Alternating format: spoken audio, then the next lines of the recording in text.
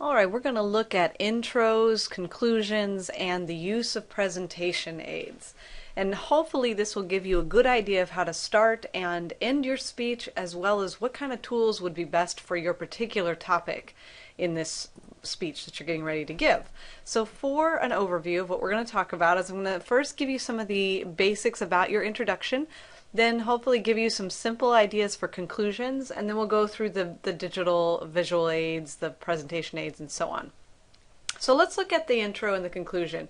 What goes in these little sections here? Now, you have probably taken other classes where you've been told what works in an attention getter or in an introduction as a whole, and what works in a conclusion. And those are very likely still useful in a speech situation.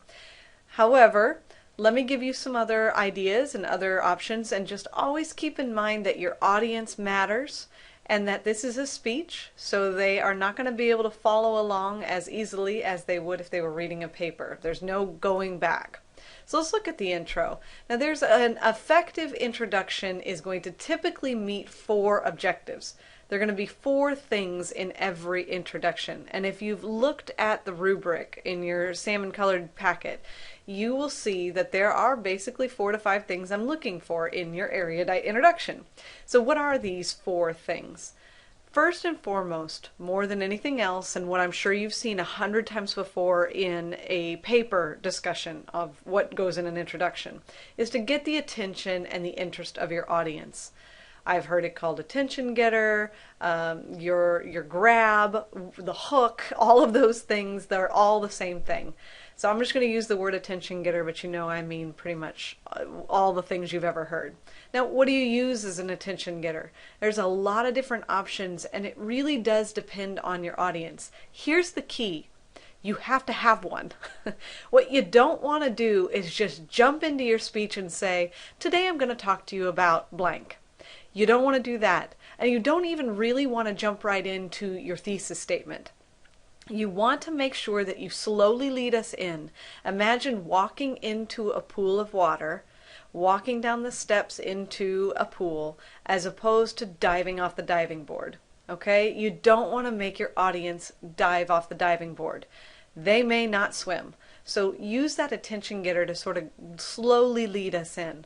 Now, here are a few options. These are just a few. There are many, many more. The very first thing you could do is to establish need by showing us why this topic is important. You might do that through a statistic, through a brief explanation, through a story, but you tell us right at the beginning why this topic is so very vital. Okay? A couple of students I've had in the past have used this really well when they have topics that are urgent or topics that are kind of cultural issues or environmental issues or anything along those lines. But really every topic can benefit from this establishment of need right at the beginning. Now, another thing you can do is kind of startle the audience. So give them a brief story or a really shocking statistic. Or what I've seen before in the past, I had a student who did a speech on school bullying. And this was actually a video recording that we saw. And she started her speech by walking into the audience, and then she kind of pushed on one of the kids that was sitting in the audience and started to do some name calling and things like that. Like, what a loser, get up, you're in my seat, that kind of thing. But it was to illustrate bullying. And she kind of led us in that way because it shocked us, and everybody sort of looked around at each other like, what is she doing? But it was really good. It kind of worked. So startling the audience is a tool. Another one would be to arouse the curiosity of your audience. So give them a beginning of a story. Start a story, but don't quite end it. Arouse their curiosity. Maybe ask a series of questions. That's a couple of them down here. So ask a series of questions that get them thinking. I once had a student who did her speech on the neonatal intensive care unit. And she started her speech with a story about the time she gave birth to her daughter at 29 weeks. Which was horrifying, because if you know anything about pregnancy, they are usually supposed to be about 40 weeks, and you can give or take 2 or 3 weeks. But 29 weeks is insane. And so she started her story kind of walking through that experience. And the last thing she said before she got to her thesis statement was, and I saw them, the NICU, which is the neonatal intensive care unit, I saw them walk away with my daughter and she wasn't breathing. That was where she left it. So we're all thinking, what happened to your daughter? Oh my goodness. But she didn't conclude the story yet. She decided she was going to go in and talk about what the neonatal intensive care unit does, what their jobs are, how they help, their impact on other people, and so on. And then she closed it at the end of the speech. Her conclusion, which we'll get to in a second, closed off the speech. You can tell a story or a joke that ties into the topic. Those are good, especially for lighthearted topics. The jokes are. The stories are great for almost any topic. If you have a subject that's got a testimony out there, if it's a charity, if it is a promotional subject, if it's anything that you can find a testimony on, that's your place to find that level of emotion we referred to in the last lecture, and also kind of lead us in slowly into the introduction. You can again question the audience or pull some really good quotes from research or from quote books. Okay, so these are all options. There are others, but you want to choose something that really leads us in slowly to the speech. And once you've done that, once you've established the attention getter, the next thing you need to do is to relate the topic to your audience. Now here's the thing. You may be able to relate the topic to your audience in the attention getter.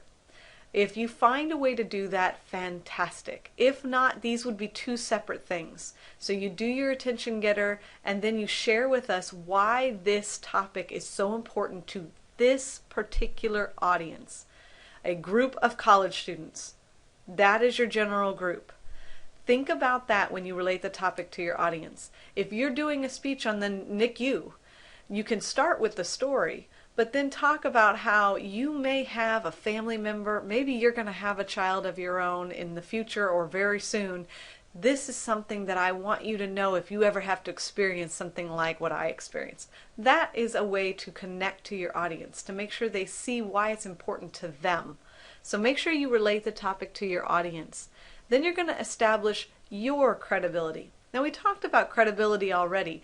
Basically give me what you feel is your credentials on the subject. What right do you have to talk to me, to talk to us about this topic? Have you worked in the field before? Do you have coursework in the subject? Have you focused in on this research for the last 5 weeks?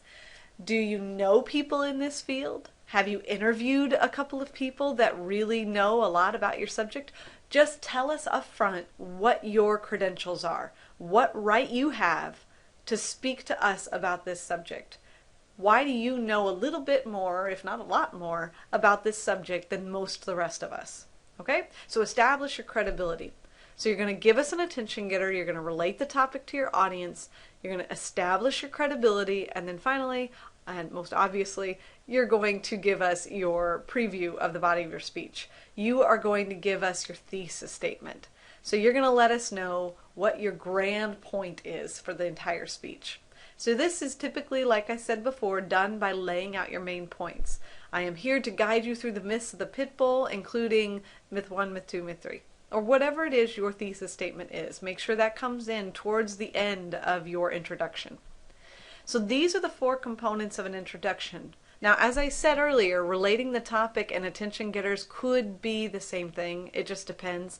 For example, if you found some really interesting information from your survey, you did a survey and you feel like, man, this is kind of shocking statistic I found here, or some of these quotes are really good for my speech.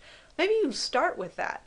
That not only grabs our attention, but it relates us to the topic very, very easily by establishing the use of the survey. So doing something like that might work. Regardless of how you choose to do it, you need all 4 components in the speech, in that introduction. Now in the conclusion, it is always shorter. Your introduction is usually going to take about 15% of your time, whereas your conclusion can take 5 to 10% of your time at the most. So in your conclusion, you're going to have 2 primary things. 2 things that I'm looking for. And again, if you're looking at the rubric, you're going to see exactly what I'm talking about. 1, you're going to obviously signal the end of the speech. So you're going to say in conclusion, or finally, or to sum up, or as the on the whole, or something along those lines to kind of give us that overview, that statement that says, hey guys, I'm about ready to conclude. Using those verbal cues like that can really make sure your audience knows what you're coming to a conclusion about. Now, the other option is to do delivery. Now, this might be difficult for those of you that don't have a lot of experience with public speaking, so please don't feel like you need to do this if if you are in the fundamental stages of public speaking. If you want to try something different, and if you want to try something that would test your skills a little bit, you've got the growth mindset and you want to just get going and evaluate your skills and see how you do, try using delivery to conclude. So instead of saying in conclusion, you do what you typically see in a book, where they kind of lead up to a climax and then there's usually a chapter or two at the end that's real slow paced.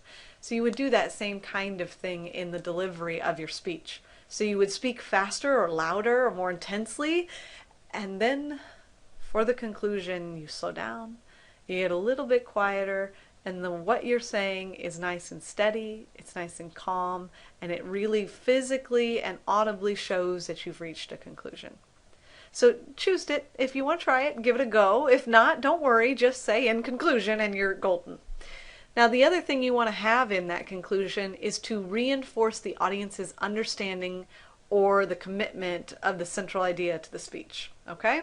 So you want to make sure that they know what your conclusion is, what your thesis statement is. Make sure they know what your thesis statement is. Get that in there. Make sure that you don't literally restate it, but kind of give that overarching principle of your entire speech one last time. Now, a couple ways that you can do this, and you can do all four of these, or you can just pick and choose some. You can summarize the main points. However, please don't go crazy with this. I've had people who will literally just say, I've talked about this main point, this main point, and this main point. I don't want you to do that. If you're going to summarize the main points, just go back and say something like, so you've seen how we can do A, and we've seen B, and we've seen C, without saying the exact same words in the exact same way. But you can summarize those main points. You can again use a quote. You can end with a dramatic statement, something that's real big, like a strong statistic or a big call to action, something like that. Or you can refer back to the introduction. Remember the NICU speech that I mentioned earlier? That's what she did. She sort of bookended the speech by concluding her story. So she said, remember how I told you my daughter wasn't breathing? Well, and then she popped up a picture of her 7-year-old daughter and kind of concluded the story that way. So we all had a breathing of a sigh of relief after that happened. So you can do this in the conclusion. These are all options for you, and there are others. Another story would work, kind of similar to the attention getters. You just do it at the end of the conclusion. And this is what we call that vivid ending there, those pieces to it. Okay? So make sure you reinforce the understanding and the commitment of the speech, of the thesis, and then give me also something that's vivid that kind of concludes strongly for the rest of the speech. All right, so hopefully you understand introductions and conclusions. Really briefly, I want to go over what presentation aids are available and what you may or may not choose for your speeches. So let's look at some of the options you might choose. Now, it really, really depends on the topic. It depends on what your topic is to determine what is an appropriate presentation aid. Now, in general, on the whole, you want to pick presentation aids that aid your presentation. Okay, you don't want something that replaces your presentation, meaning you're not going to play a really long video clip, meaning you're not going to just have a series of pictures scrolling in the background that distracts from your speech, meaning that you are not going to play a ton of audio clips or have your entire outline presented on a PowerPoint. Those are not ways that aid your speech. Those are either replacements of your speech or distractions from your speech. So look at some of these qualifications and use that to consider what aid works best for you. So pick one that illustrates the most important ideas, that clarifies kind of hard to consider, hard to think of ideas. Like usually if you have a lot of statistics, putting the statistics on a PowerPoint is a really good idea, because saying a bunch of numbers a whole lot of times, that can be a little bit overwhelming to an audience. So clarifying complex ideas. Make sure that it's appropriate for the size of your audience. I had a student once who did a teeny tiny little poster board in a very large classroom. Well, the people in the back, which was me, couldn't see the poster board. And then he held it down low so nobody could see it even in the second or third row. So make sure that it's appropriate for the size of your audience. Don't use tiny text, and don't use a very tiny poster board. Use ones that make dull information and details more interesting. Like if you feel like your statistics are a little boring, spice them up with imagery. Okay? If you feel comfortable in transporting that device, if it is PowerPoint or Prezi, if you feel comfortable logging in, all of that stuff is key. And read the rest of these. Enhancing your speech rather than overwhelming it, if you have the time and the money to prepare it, and if you can be sensitive to other folks. Okay? Now, what are your options? So what are some examples? There you have a few to choose from. Let's look at a couple. You can use a visual aid. You can actually bring in something. I think I mentioned before I had a student who demonstrated something and she brought in the tools needed. You can bring in a model or a photo. I had a student who was talking about art therapy, and she brought in some of the drawings that she did when she was trying to deal with some trauma in her life. That would be a good visual aid because she was showing the progression in those drawings. Maps, charts, graphs, all on a PowerPoint or a Prezi, and Prezi is spelled P-R-E-Z-I if you are interested. Prezi is kind of a free-flowing and literally free program that you can use. It's a little harder to do in a presentation mode, but it does work. So a visual aid can be a lot of different things. A lot of people will bring in actual objects that they'll pass around. Be careful with that. You don't want to just throw around objects and distract from your speech. But visual aids are an option. Audio aids are usually great for speeches that actually need audio. So if you have a music clip, or you have a recorded conversation that you took or that you pulled off the internet, or nature sounds that you want to demonstrate.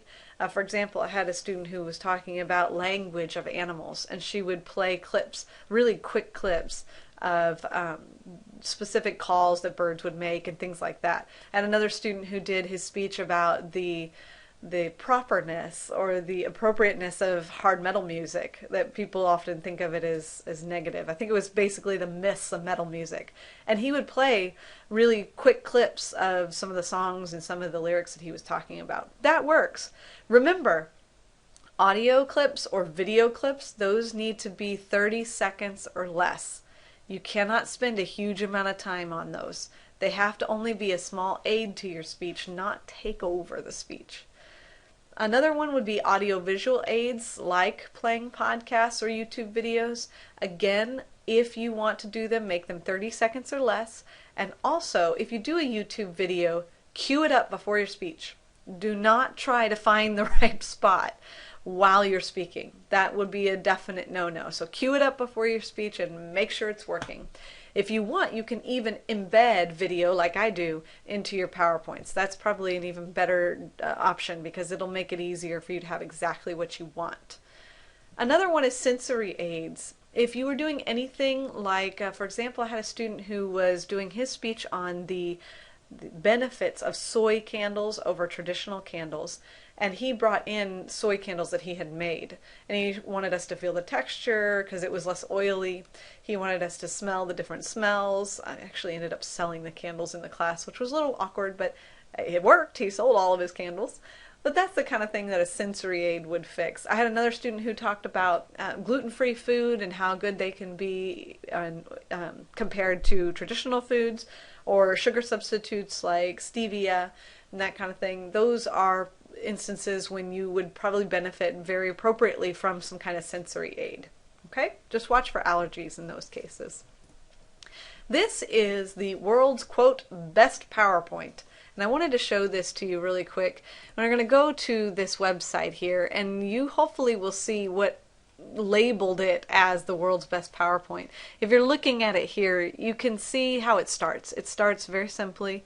very similar to many PowerPoint slides that you've seen before, and I'm not asking you to do something like this. I just want to highlight something here.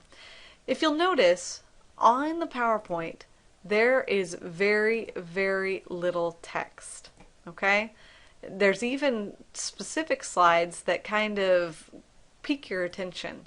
But if you'll notice, it's mostly imagery and very small amount of text.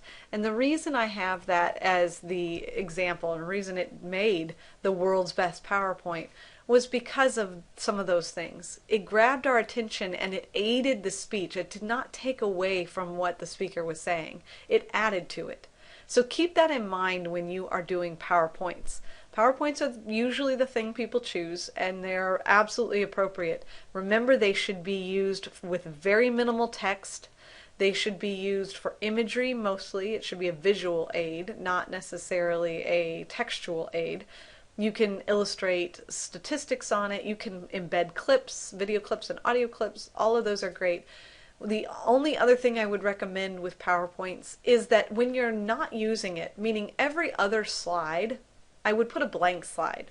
So when you're not referring to what's on the screen, there's a blank slide up. You don't want there to be something distracting while you're speaking. So you pull up the PowerPoint, the slide that you're talking about. When you're finished with that, then you click on the next slide, which is going to be a blank slide. And that way it's black and nobody is distracted by it, and then you can move on to the next slide, and so on and so forth. So that's something I would highly recommend, is using those blank slides in between the active slides.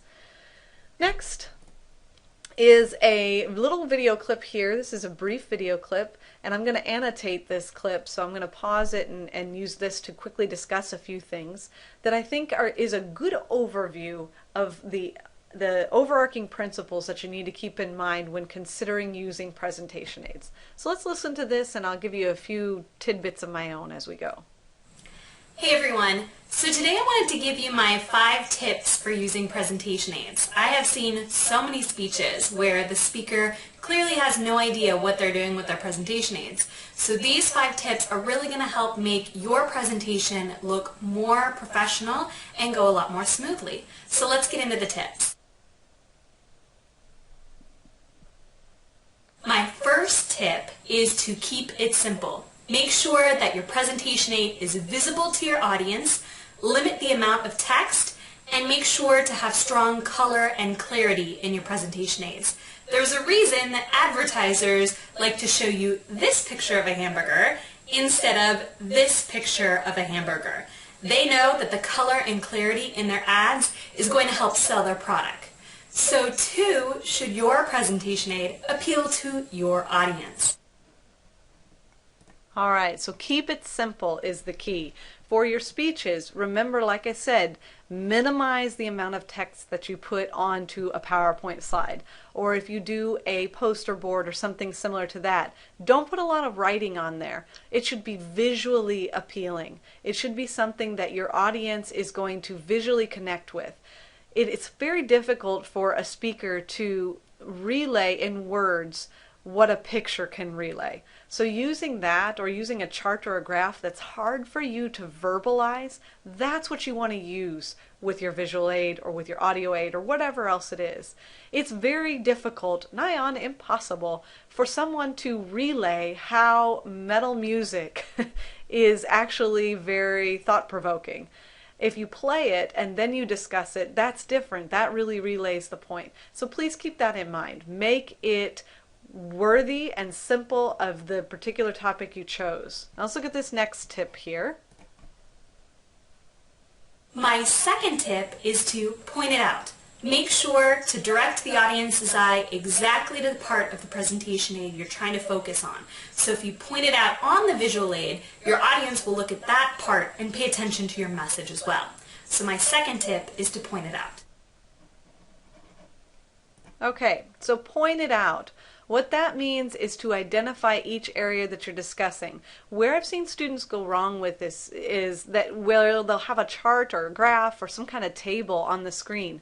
They will either just leave it up there and just keep on talking and never identify what is on the screen, or they'll talk about what's on the screen but they won't highlight some of the key areas.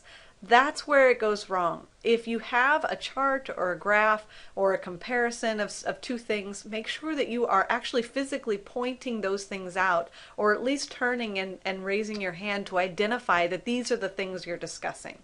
All right, so let's look at tip number 3. My third tip is to reveal and conceal your visual aids. Wait until you've actually started discussing the visual aid to reveal it to your audience. Then when you're finished, go ahead and conceal it from your audience.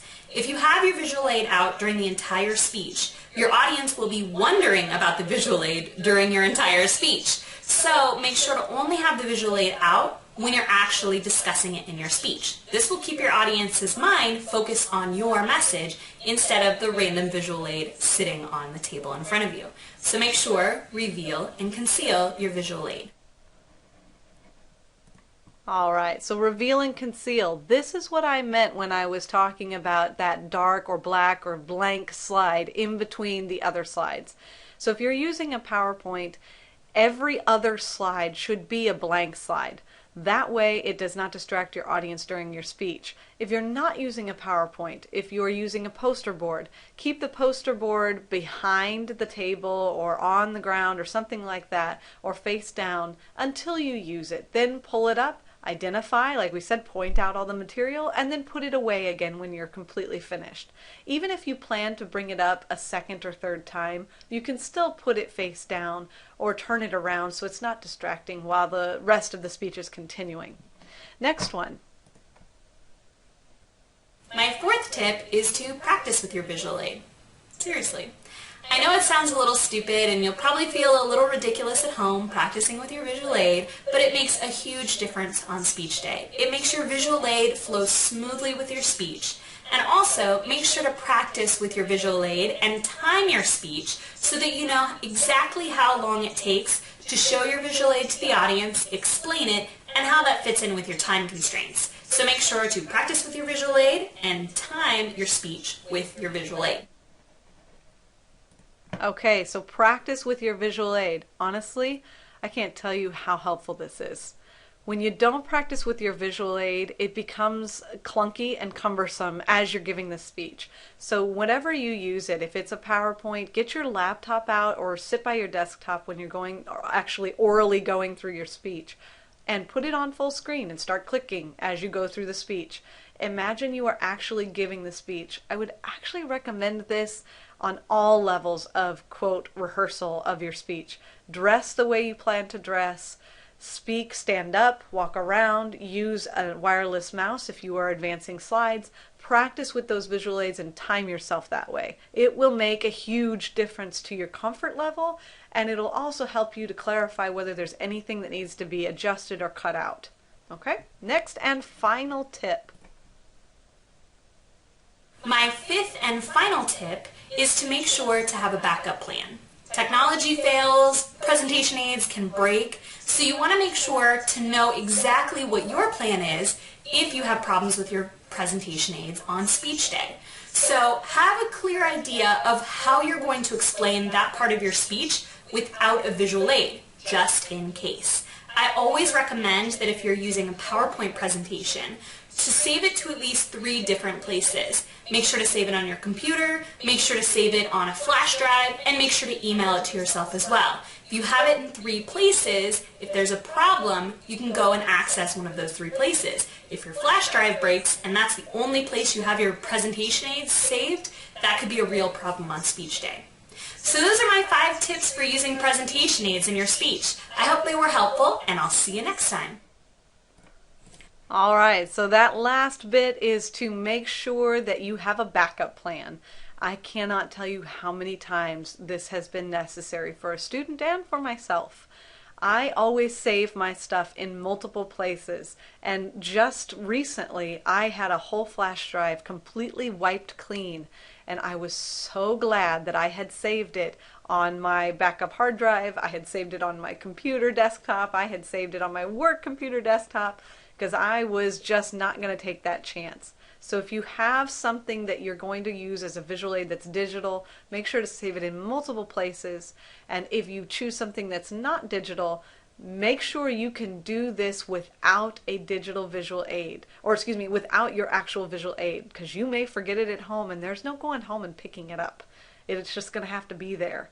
So make sure that you have an alternative for when you are giving your speech for that visual aid or that audio aid or so on. Okay? Hopefully this all helps and makes a lot of sense. If you have questions or concerns about your particular choice of presentation aid, or you want some ideas for an attention getter, or you're not quite sure how to relate the topic to your audience, those are some of the things I really like to do. So I am very happy to give you some feedback on that. Let me know if you have questions, and you, as always, know where to find me.